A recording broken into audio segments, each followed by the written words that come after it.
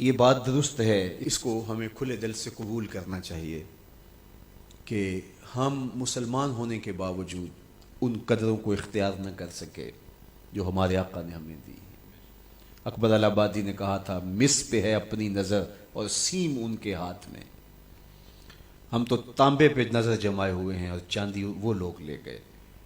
اقدار عالیہ، رویوں کی خوبصورتی، قوانین کی بالادستی اور زندگی کا بہت سارا جمال وہ ہم سے چھین کے لے گئے.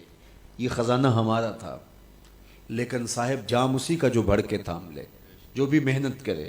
ایک وہ زمانہ بھی تھا کہ شارلمان اس کے لارڈز ابھی دستخط کرنے کی مشق سے گزر رہے تھے. ابن حزم کے قلم سے 1000 کتابیں نکل چکی تھی. وہ زمانہ بھی ہم نے دیکھا جب پیرس میں کیچڑ تھا اور بغداد عروس البلاد کہلاتا تھا. ہم نے وہ دور بھی دیکھا ہے جب وہ سواد آشنا بھی نہیں تھے، حرف آشنا بھی نہیں تھے، اور ہمارے منجم ستاروں پہ کمندے ڈالتے تھے. جب ہم محنت کرتے، خدائے زندہ زندوں کا خدا ہے، یہ اس کا اصول ہے، یہ اس کا ضابطہ ہے. لیکن جب ہم جو ہیں وہ پیچھے آ گئے تو انہوں نے آگے بڑھ کر جام تھام لیا. یہ بات میں ضرور کہوں گا، خیر کی قدریں جہاں بھی ہیں، کسی کفر کے معاشرے میں بھی ہیں، لیکن وہ پھوٹتی میرے حضور کے قدموں سے ہی ہیں. چوکھٹ اسی سے ہی فیض اور نور اور روشنی پھوٹی ہے، اجالے یہیں سے گئے ہیں، ورنہ انسان آج بھی زنجیروں میں جکڑا ہوتا. وہ کیسا سماج تھا کہ جب بیٹی کو زندہ درگور کر کے باپ آتا تھا تو معاشرہ اسے داد دیتا تھا کہ تو نے اپنی آبرو بچا لی ہے، تو نے اپنی عزت بچا لی ہے. اور یہ اتنا بڑا گھنونا جرم. قیامت کے دن سب سے پہلا سوال نماز کا ہوگا، لیکن سب سے پہلا فیصلہ قتل کا ہوگا. دوسرے لفظوں میں یوں کہہ لیجئے، حقوق اللہ میں سب سے پہلے نماز کا سوال ہوگا، اور حقوق العباد میں سب سے پہلا فیصلہ جو ہے وہ قتل کا ہوگا. اور قتل میں بھی وہ بچیاں جو زندہ درگور کی گئی، ان کا مقدمہ پہلے لایا جائے گا. قرآن بتاتا ہے وَإِذَا الْمَوْءُودَةُ سُئِلَتْ بِأَيِّ ذَنبٍ قُتِلَتْ. قبروں میں گڑی ہوئی بچیاں اٹھائی جائیں گی، اللہ کی عدالت ہوگی، ان کے ظالم باپ کٹہرے میں کھڑے ہوں گے. اللہ ان بچیوں سے پوچھے گا بِأَيِّ ذَنبٍ قُتِلَتْ، تمہیں قتل کیوں کیا گیا؟ اب ان بچیوں کو تو پتہ ہی نہیں ہمیں کیوں قتل کیا گیا.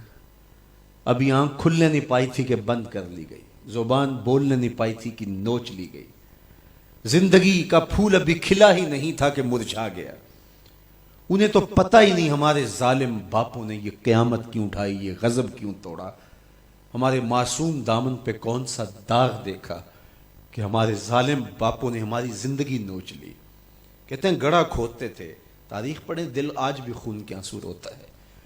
اور گڑھا کھود کر کے اس میں کھلونے رکھتے اور بچی وہاں بیٹھ جاتی اور کھلونوں سے کھیلنے لگتی، اور وہ اوپر سے ریت ڈالتے، اور وہ بچی پہلے پہل تو اس کو کھیل سمجھتی اور وہ اس کھیل میں خود شریک ہوتی. لیکن جب اس کے کندھوں سے اوپر تک ریت بڑھتی اور اس کی سانس دبنے لگتی، پھر اسے سمجھ آتی یہ کہانی کوئی اور ہے. پھر وہ معصوم اور ننھے ہاتھ جوڑ کے اپنے باپ سے زندگی کی بھیک مانگتی، لیکن ظالم سفاک باپ ریت ڈالتا اور یوں اس کی سسکیاں، اس کی آہیں، اس کی چیخیں، اس کے آنسو اس ریت میں دب جاتے. اور اس معصوم ننھی چڑیا کے لیے نہ کوئی موم بتیاں جلانے والے تھے، نہ کوئی اس کے لیے احتجاج کرنے والے تھے، اور نہ کوئی اس کی FIR کٹتی تھی. باپ کو بھی داد ملتی، ماں کو بھی داد ملتی. معاشرہ سفاک اس پہ ماتم کرنے کی بجائے اس پہ خوشیوں کا اظہار کرتا. پہلی آواز پورے عرب میں جو اٹھی اور بلند ہوئی وہ میرے حضور کی تھی.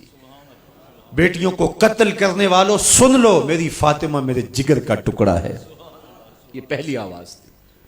یہ صرف کلمہ محبت ہی نہیں ہے، اس ظالمانہ سماج کے خلاف جو ہے وہ علم جہاد میرے حضور نے بلند کیا. میری بیٹی میرے جگر کا ٹکڑا ہے. اور کہا جو 2 بیٹیاں 2 بہنیں اللہ کی رضا کے لیے پروان چڑھائے اور ان کا نکاح کر دے، قیامت کے دن وہ یوں میرے نیڑے ہوگا جس طرح یہ 2 انگلیاں کری. یہ جب میرے حضور نے فرمایا، مجمع سے ایک شخص کھڑا ہو گیا. حضور کیا جس کی 2 بیٹیاں نہیں ہیں اس کو یہ اعزاز نہیں ملے گا؟ کسی بیچارے کی 2 بیٹیاں نہ ہو، 1 بیٹی ہو، تو کیا اس کو یہ اعزاز نہیں ملے گا کہ وہ آپ کا ساتھ پائے؟ حضور نے فرمایا اسے بھی ملے گا. لیکن میں آپ کو دعوت فکر دیتا ہوں کہ اس سوال کے پیچھے کی کیفیت دیکھیے. اس کی 1 بیٹی تھی، کہاں بیٹیاں زندہ درگور ہو رہی ہیں اور کہاں ایک بیٹی والا کہتا ہے کاش کہ میری بھی دو بیٹی